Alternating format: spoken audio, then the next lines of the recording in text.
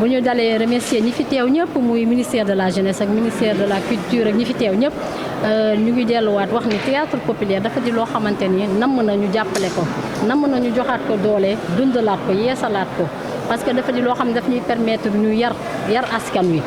yar njiit yi yar xale yi yar askan wi yar société bi ci globalité am donc dañoo ne théâtre populaire dañ ko war a joxaat beneen chance boo xamante ni dina gën a jëm kanam ñu gën ko wonale gën ko fësal ñi ci nekk tamit gën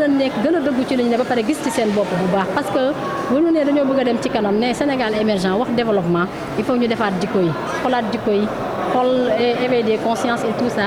loolu mooy mën a jëmale kanam donc bésu tey bi bés bu ñu war di féete la chaque fois te ku nekk boo ko mënee féete dëkk bu nekk lu am solo la ndax dafay yeetewaat delloowaat suñu culture ak suñu aada ak suñu cosaan. ci ubbite CDEPS bi ñun daal amul rafetlu ko di woowaat ndaw ñi ñu ñëw ndax fii dafa di néeg boo xamante ni kër goo xamante ni jeunes yee ko moom lépp goo xamante ni muy aar mu munti doon association fu nekk këru ndaw yi la donc fii lañ am pour ñëw manifester lépp lu ñu war a def fii lañ ko war a mën a wone ñun itam ñu leen ciy gunge di leen ci gunge duñ ci tàyyi di leen gunge bu dee guddeeg bu dee heure bu munti doon ñu ngi leen ciy gunge ànd ak suñuy naataango ak ñoo xamante ni ñu ngi ci liggéey bi fas yéene jàppale jeunesse bi surtout ñu nekk ci monde art tey ñu leen di gërëm di leen sant aussi di leen encourager ci li ñuy def ndax gis nañ luñ fi wone mobiliser wu nañ ñëw nañ wane nañ fi loo xamante ni dafa dundalaat cosaan xol yi dañoo tooyaat parce que dafa dellu démb te boo dee démb rek da ngay wax cosaan daf ñuy won ne ñun am nañ fu ñu jóge te am nañ fu ñu bëgg a yegg bu ñu demee ba réer dañuy delluwaat fi ñu jóge woon mun a basé wu ci loolu pour jëm kanam daal wax ci développement moo tax may encouragé ndaw ñi bu baax ci li ñu nekk ni ñu jàpp bon gën a dëgër di ñaan tamit ñu dooleel leen ci muy ministère de la jeunesse comme muy ministère de la culture ñu dooleel leen ci direction bi ñuy wax éducation populaire nga xam ne ci théâtre lay dox moom it tamit teg nañ li jeunes yi yóbbante nañ ñu ci ñoom nee nañ nañ leen gestu ñëwaat jàppale leen ñu boole suñuy doole relancer théâtre populaire relancer art bi ak culture bi. Comédien metteur en scène, secrétaire général du Théâtre national. Qu'est-ce qu'il y a Donc aujourd'hui, 27 mars, journée mondiale du théâtre, le Théâtre national a décidé vraiment de célébrer la relance du théâtre populaire, mais aussi une activité qui est célébrée au niveau international dans un endroit, un département où nous avons des troupes membres. Et donc c'est ce qui a valu vraiment dans la planification de faire 3 jours d'activité, le 26, le 27 et le 28 un peu partout dans le Sénégal. En sachant qu'il y a des dépenses colossales qui ont été faites, quelles sont les retombées de ces 72 heures organisées? Voilà, ces 72 heures, en réalité, nous l'avons inscrit sous l'égide de l'État du Sénégal. Pourquoi l'État du Sénégal? Parce que nous avons vu que dans le préambule de la constitution de ce pays-là, on a dit que les fondements de ce pays reposent sur ses valeurs culturelles.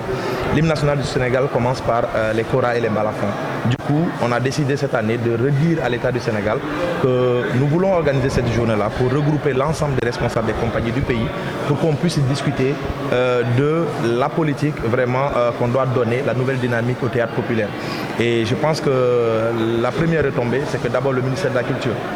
nous a accompagnés dans l'organisation. Ensuite, le ministère de la Jeunesse a accepté aujourd'hui de faire l'ouverture officielle de cette cérémonie-là qui, depuis des années, est gérée par le ministère de la Culture. Donc, puisque la culture est transversale, aujourd'hui nous avons eu vraiment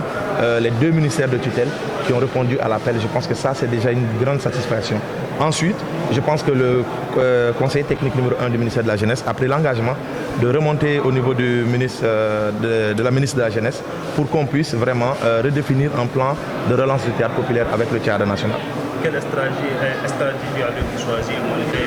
la multiplication des jeunes qui veulent véritablement exceller dans ce domaine? Aujourd'hui, la stratégie est qu'on a mis en place un concept qui s'appelle l'École nationale du théâtre populaire. Et l'École nationale du théâtre populaire, c'est une grande formation sur 3 ans de 1200 comédiens sur les métiers du théâtre populaire. Et donc, c'est le chant, ce sont les instruments, c'est aussi le jeu d'acteur, c'est le management culturel, c'est la sauvegarde du patrimoine. Et on s'est dit qu'en lançant un concept sur 3 ans, on aura la possibilité, avec les 1200 personnes, de former des techniciens de la culture, parce qu'on n'en a plus beaucoup au Sénégal. Et donc ces techniciens de la culture pourront être employés dans les différentes structures de l'État qui œuvrent pour le développement de la culture du Sénégal. Et donc aujourd'hui la ligne elle est là, c'est une ligne de démarcation, c'est une ligne radicale. Nous avons fait l'option du théâtre populaire et nous allons assumer cette option-là parce qu'il y va de l'avenir vraiment de ce pays-là. vous avez fêté vos 8 ans. Pouvez-vous revenir sur les réalisations de Tchada sur ce? Tchada, en 8 années d'existence, a déjà implanté des festivals, plus de 22 festivals communautaires dans plusieurs localités du Sénégal. Nous avons aussi, dans ce sillage-là, fait beaucoup d'ateliers de formation, non seulement pour les formateurs, mais ensuite pour les acteurs. Nous avons fait des renforcements de capacités et les groupes du Tchada ont fait une 50aine de productions qui ont été jouées au Sénégal et au niveau international. Du coup, la première phase, les 5 premières années du Tchada, c'était la phase de massification. Il fallait aller dans les localités les plus reculées pour qu'on puisse vraiment recueillir les troupes de ces localités-là et les faire connaître vraiment au niveau national. La deuxième phase, c'est la phase maintenant de structuration et de développement des projets. C'est la phase dans laquelle nous sommes aujourd'hui. Et donc, après 8 ans d'expérience, nous avons atteint une maturité et qu'aujourd'hui, nous sommes prêts vraiment à affronter les grands projets de l'État du Sénégal sur les questions de sensibilisation, d'éducation populaire. Salaamaaleykum wa rahmatullah, maa ngi leen di nuyu di jaajëfal ñëpp ñi fi teew di nuyu presse bi man maa ngi tudd Daouda Mbengue nekk comédien metteur en scène nekk le coordonnateur national du Tchada tey nag dañoo daje fii ci Mbour pour célébrer la journée mondiale du théâtre mu nekk bés ba nga xamante ni àdduna si wërngal këpp bi dañu koy fêter ñëpp ñi nga xamante ne dañuy yëngu ci wàllu théâtre ak métier yi wër théâtre dañuy célébrer bés bi fu nekk ci àdduna si ren nag ñun ñu choisir le département de Mbour choisir CDEPS bi li tax loolu moom mooy Tchada dafay def la promotion du théâtre populaire donc depuis des années ñu ngi yëngu ci loolu ren nag ñu ni pourquoi pas ñu wàcc ci région yi ndax yu bëree bëri yu mel ni bu dee am dañuy focaliser wu lépp defe ko Ndakaaru nga xam ni kumbaay yeeg yëpp Dakar lañ koy defee te am na comédiens yi nga xamante ni ñu ngi ci région yi un peu partout souvent du ñu bénéficier wu ci activités yu mel ni ñu ñëw Mbour daaw jeeg ñu ngi woon Mboro déwén dañuy nekk Mbacké ainsi de suite noonu la ñu bëgg def pour wane ni Tchada mooy kuréel gi nga xamante ni li taxoon slogan bi gën a mag mooy le théâtre partout et pour tous en théâtre bi ñu koy defee fu nekk te ñi nga xamante ni dañ koy jëfee ak ñu koy jëfandikoo di ko mën a consommer fa ñu dëkk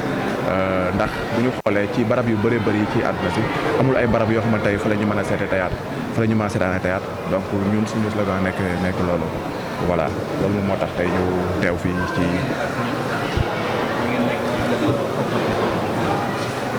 waaw ñetti fan yi nga xamante ni def nañ ko fii liñ ci ëppal solo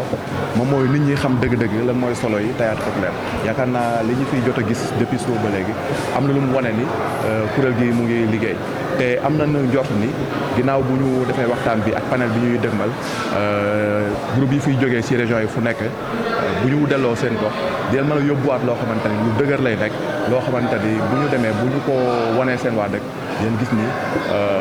ñu ngi am na ñuy góorgóorlu pour que réew mi bañ a ñàkk ay valeur am ak yi nga xamante ne moom lañ ko nawee depuis si ay maamam ba léegi di wax ni mbir mi ni dañ ci ànd ci ndimbalu ministère de la culture bi nga xamante ni moom mooy suñu tutelle ak ministère de la jeunesse bi nga xamante ni tey inspecteur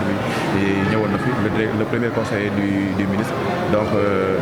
ñoom tamit ñu ànd lii waral loolu moom mooy théâtre populaire dafa am ñaari tutelle mooy ministère de la culture ak ministère